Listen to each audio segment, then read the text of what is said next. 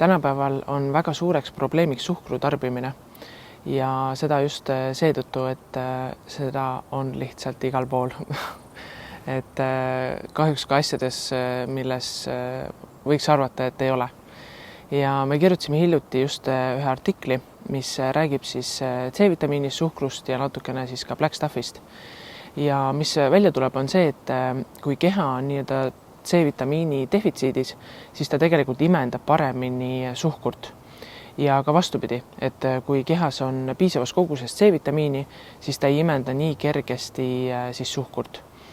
Ja black stuffi osa selles on tegelikult see, et nagu me teame, siis black stuff ise ühtegi nii-öelda vitamiini ei sisalda, aga samal ajal ta toimib väga efektiivse nii-öelda transpordivahendina. Ja läbi selle siis ta võtab selle C-vitamiini ja viib siis selle nii-öelda raku tasemele ja pärsib sellega siis seda nii-öelda suhkru imendamist või imendumist. Ja seda siis ka teiste vitamiinide puhul.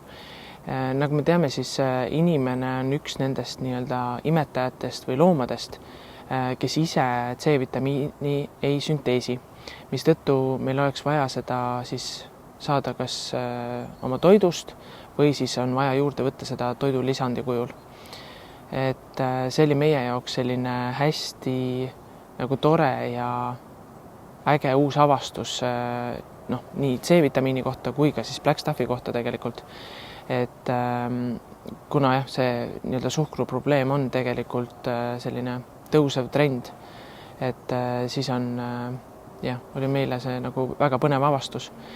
Ja kui sa tahad selle kohta nii-öelda rohkem lugeda, siis mine blackstuff.ee, leiad sealt meie blogid ja seal all on olemas ka see nii-öelda C-vitamiini artikkel. Et kindlasti loe, see on põnev teema.